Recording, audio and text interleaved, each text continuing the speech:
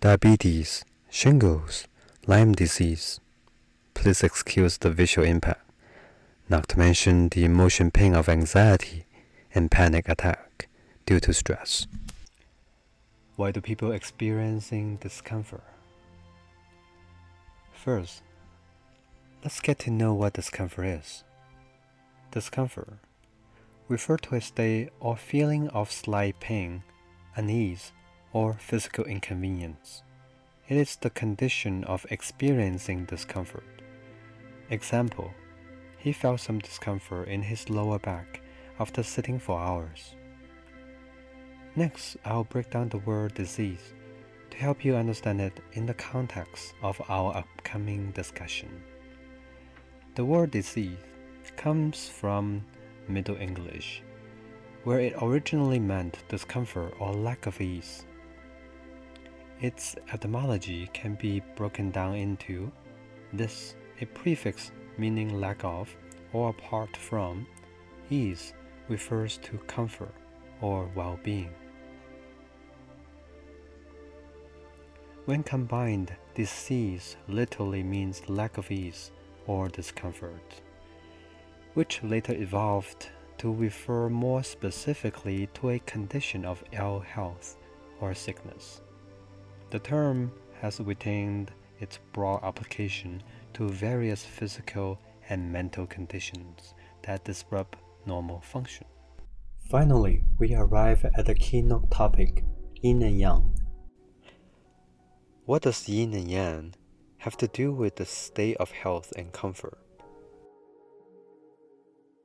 Just as complicated as AI is in modern science, Yin and Yang is esoteric to laymen who don't know anything about traditional Chinese medicine, making it hard to grasp its deeper meaning of balance and harmony in both the body and the universe.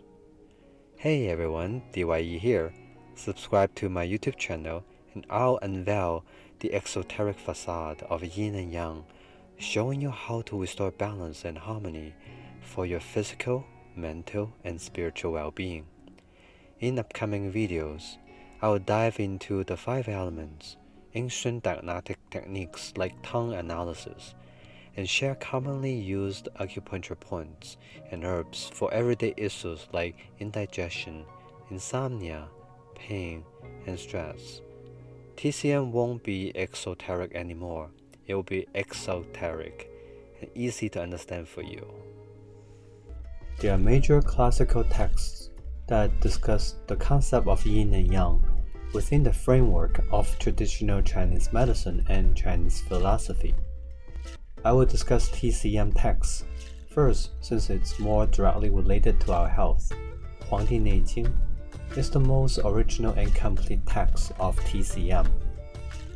There are several key principles regarding yin and yang. First, health is the result of a harmonious balance between yin and yang.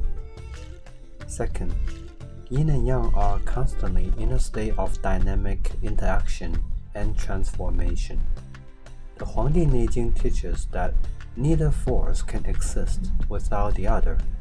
When yin or yang become excessive or deficient, the balance is disrupted, leading to illness.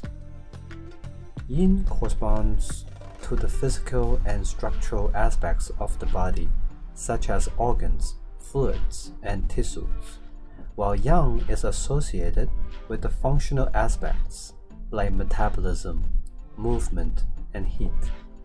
Disease arises when one of these forces is out of sync with the other. And finally, diagnosing illness involves determining whether a patient has an excess or deficient of yin or yang. Treatment, therefore, focuses on restoring balance by either nourishing yin, tonifying yang, or reducing excess of either. Here are some examples of how disease arises when yin or yang becomes excessive or deficient. 1. Yin deficiency. When yin is deficient, it leads to a lack of cooling, nourishing, and moistening in the body. Heat symptoms such as night sweats, dry mouth, insomnia, flushed cheeks, restlessness, and low-grade fever. Yin deficiency often results in empty heat, where the body overheats due to a lack of yin cooling property. Examples: chronic conditions like certain types of tuberculosis and menopausal hot flashes can be seen as manifestations of yin deficiency. Second one is yang deficiency. When yang is deficient, the body lacks warmth, movement, and activity. Yang is responsible for generating heat and energy. Symptoms include cold extremities, lethargy, fatigue, frequent urination, loose stools, and a slow pulse. The body feels cold, and there may be a general lack of vitality. Example: hypothyroidism and chronic fatigue syndrome could be considered as examples of yang deficiency, where the body's metabolic processes slow down. 3. Yin excess. Excess cold. Description: an excess of yin can lead to cold, stagnation, and accumulation of fluids in the body. Symptoms include cold sensations, bloating, pale complexion, slow digestion, and fluid retention. The body feels cold, and symptoms worsen in cold environments. Example: conditions like edema or certain types of arthritis, where cold and dampness accumulate, can be seen as a manifestation of excess yin. Number 4. Yang excess. Excess heat.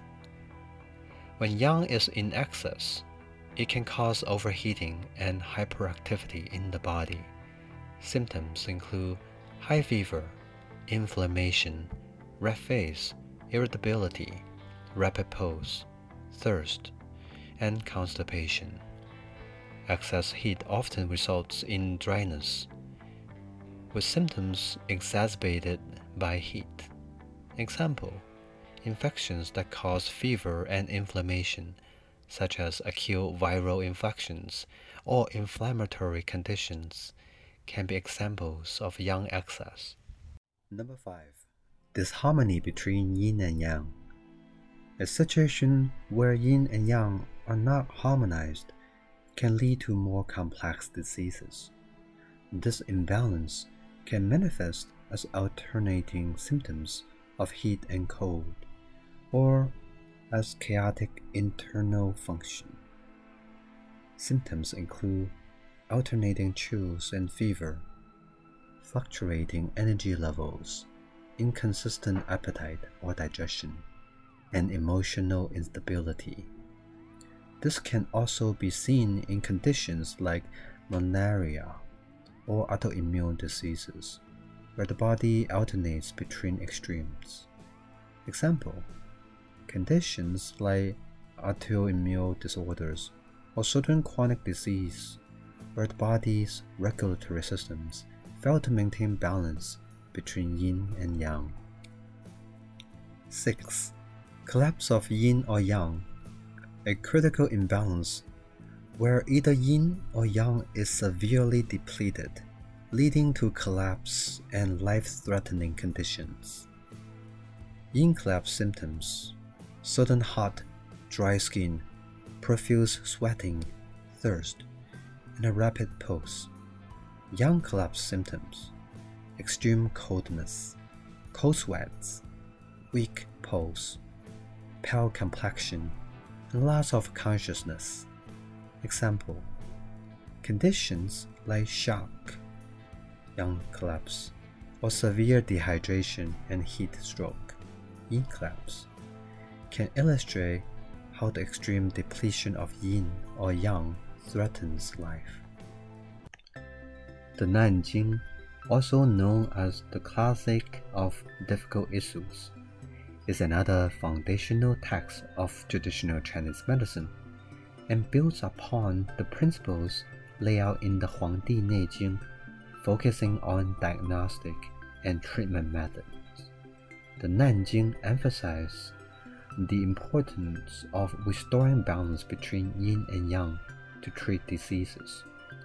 It offers practical guidance on how to address imbalances by focusing on both the energetic and physical aspects of the body. Here are some examples of how the Nanjing suggests treatments based on yin-yang balance. 1. Tonifying yin and yang. Scenario: when a disease arises due to a deficiency of either yin or yang, the treatment involves tonifying or strengthening the deficient force. Yin deficient treatment.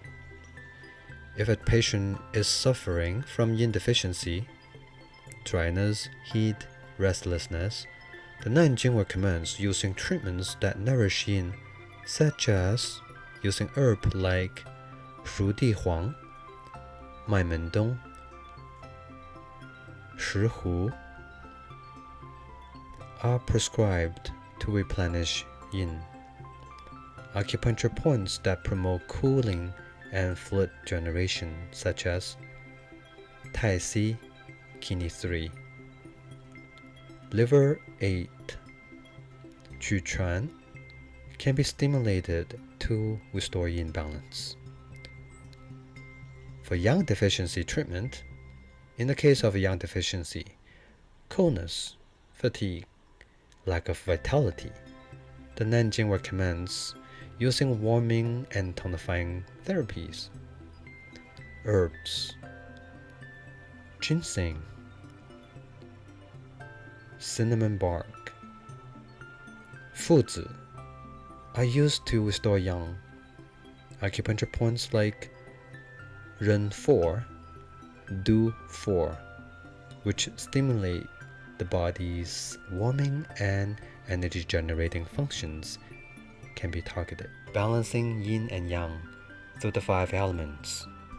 Scenario: according to the Nanjing, imbalances in yin and yang often correlate with disturbance in the 5 elements: wood, fire, earth, metal, and water.